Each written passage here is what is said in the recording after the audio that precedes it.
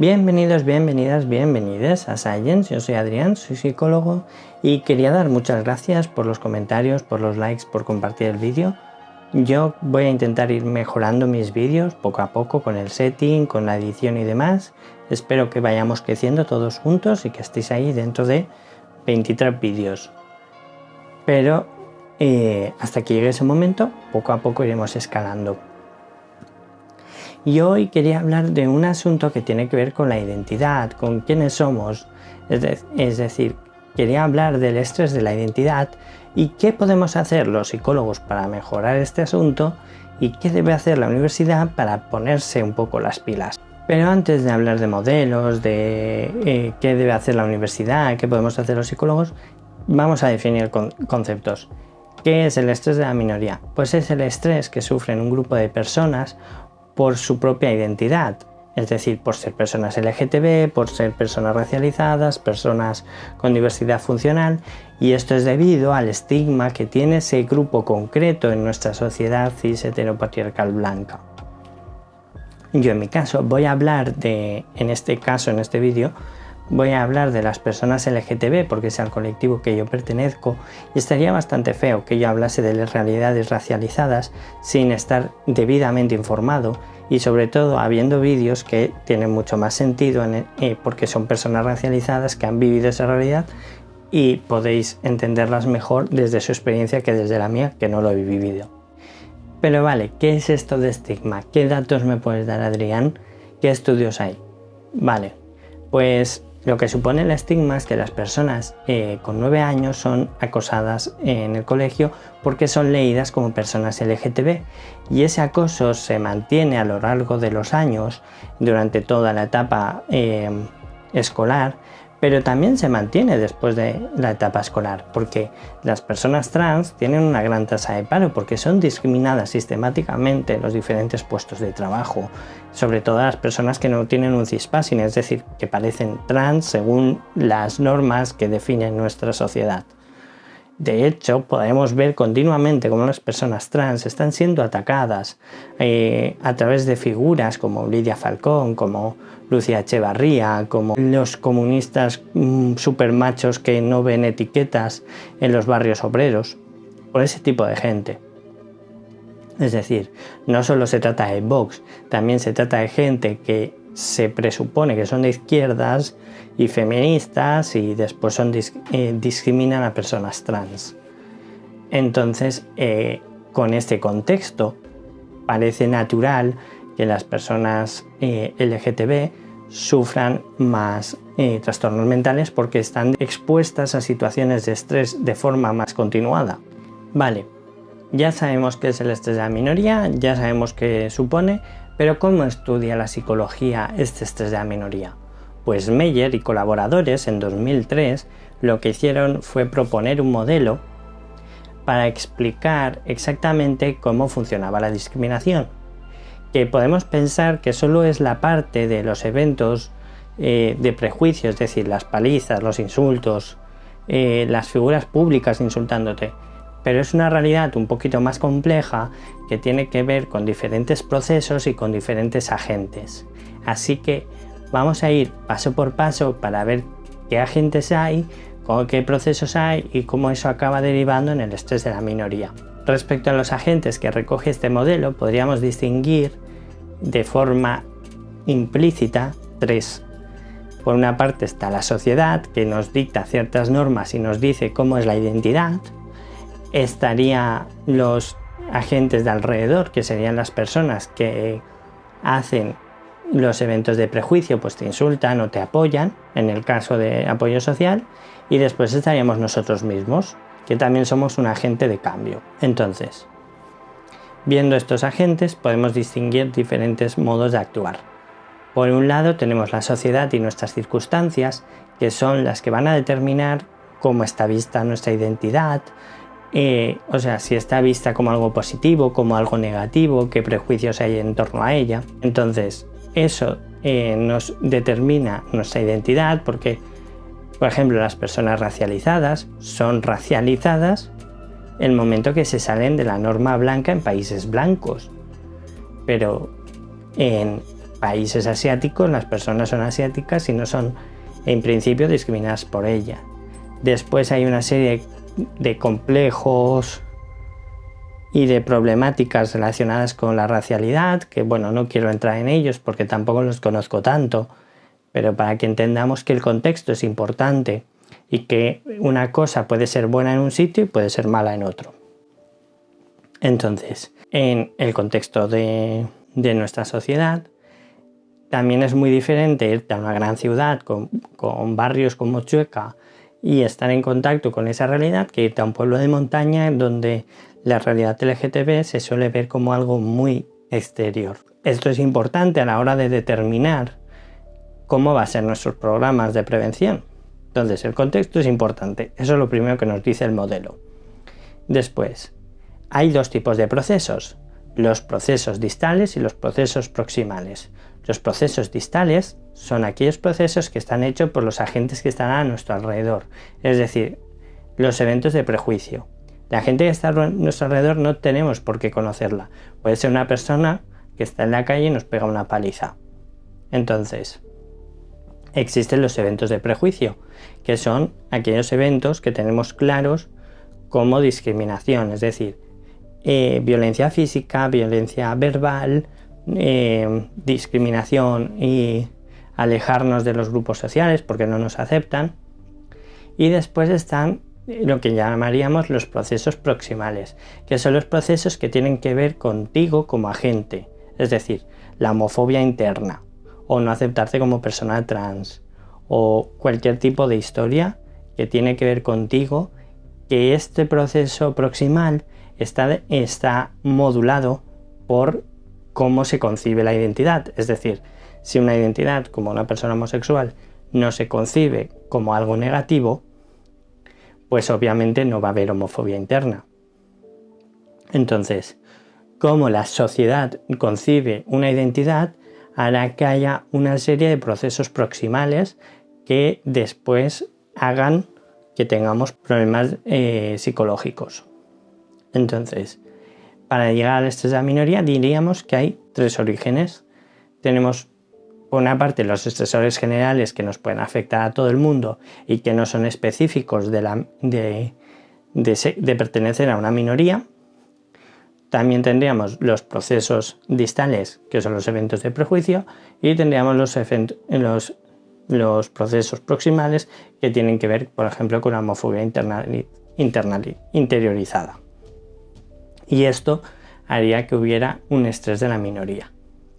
Pero además de este estrés de la minoría, para que llegue a problemáticas, también hay un factor que modula y que protege, que es por una parte el apoyo social que percibimos en nuestro entorno o en nuestra sociedad, y por otro lado las estrategias de afrontamiento que tenemos nosotros para afrontar las diferentes situaciones, los eventos de discriminación, la homofobia interiorizada, etc. Una vez entendido el modelo, entendiendo que hay tres diferentes lugares de donde procede el estrés, sabiendo que hay unos factores de protección, ¿cómo trabajaríamos nosotros como psicólogos de cara a hacer un programa de prevención de homofobia? Pues por un lado, trabajaríamos en los factores de protección, es decir, daríamos estrategias de afrontamiento para que la persona pudiera enfrentarse a esos eventos de discriminación, y eso también supone ponerle en contacto con diferentes recursos a los que acudir en el caso de que suceda. Por otro lado, también sería intentar movilizar el apoyo social acercando las realidades LGTB a la realidad que viven las otras personas, es decir, explicarles qué son las personas LGTB, explicarles la cultura que LGTB, explicarles que son personas, que como nosotros, es decir, hacer una especie de trabajo de concienciación. Entonces, por una parte, pues eso, trabajaríamos el apoyo social y trabajaríamos las estrategias de afrontamiento, pero también tendríamos que trabajar con los factores tanto de los procesos distales como de los procesos proximales. En los procesos proximales tendríamos que trabajar la psicoeducación y mostrar, pues sería una estrategia muy parecida a la de buscar los apoyos sociales, en el sentido de buscar representar la comunidad LGTB como una comunidad variada y como una comunidad que pues no hace daño a nadie y que son personas normales como tú y como yo, y ya está. Y entonces mostrar otra realidad que no sea la realidad que se muestra en medios de comunicación, en series, en películas, incluso en libros.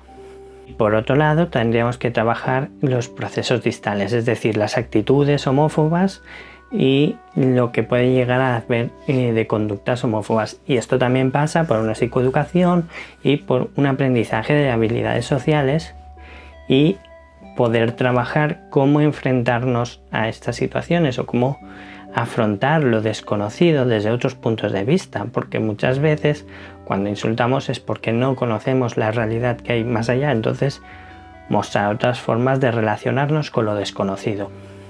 Dicho esto, un trabajo de prevención de homofobia tendría que ser realizado con alumnos de 6-7 años y sin embargo esto ocasiona ciertas problemáticas porque de alguna forma dar cierta educación sexual a niños tan jóvenes se concibe como una especie de tabú y sin embargo tienen que empezar a conocer otras realidades porque hay personas trans que descubren que son trans a los 6-7 años y hay personas que tienen muy claro que son homosexuales o bisexuales desde muy pequeñas. Entonces estos niños y estas niñas que tienen infancias trans merecen tener un espacio seguro en el que desarrollarse y no sufrir discriminación en el colegio por ser quienes son.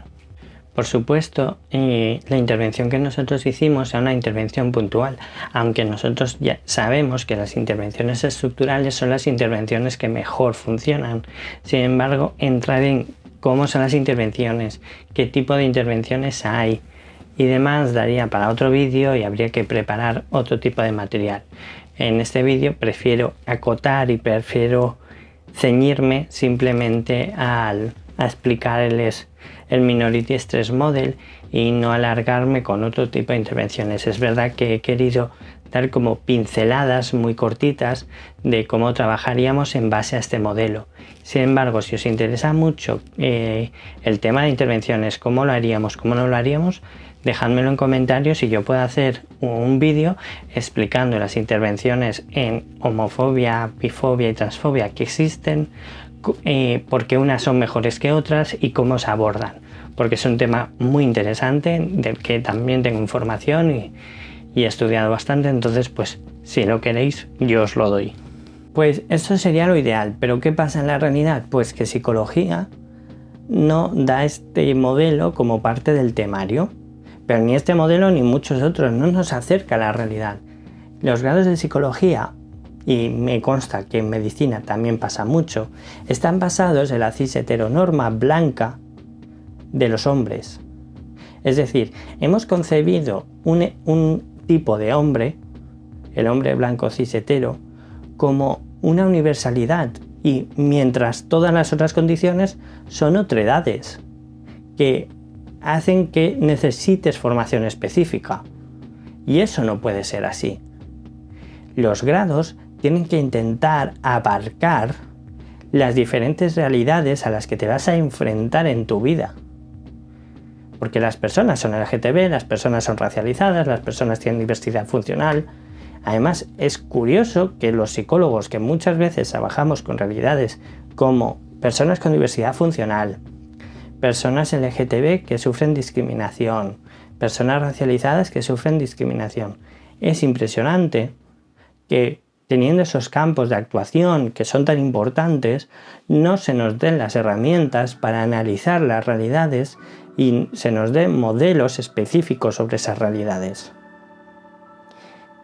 Lo máximo que he tenido yo a lo largo de un grado y un máster ha sido una clase de género que yo lo llamé Feminismo 101, que básicamente te decía, esto es el sexo, esto es el género, las mujeres son iguales que los hombres. Y ya está, y hablaba un poco del patriarcado, pero sin definirlo mucho. Y eso no puede ser. No puede ser que cuando yo me enfrentara a este reto de hacer un programa de prevención de la conducta homófoba, lo que me encontrara son compañeras que no tienen ni idea de la realidad LGTB. O sea, me tocó hacer mucha psicoeducación de decirles, oye chicas, las siglas significan esto es el género, esto es el sexo, esto es no sé qué, esto es no sé cuántos. El drag busca esto, el drag no es solo personificar chicas súper femeninas y fisis, es decir, al final te toca buscarte mucho las castañas fuera de la universidad, porque a la universidad no le interesa plasmar otras realidades. Entonces, mi gran queja respecto a este tema es que necesitamos que las universidades se pongan las pilas y que nos muestren otro tipo de realidades. Así que, por favor, universidades, poneros las pilas al coño de una puta vez.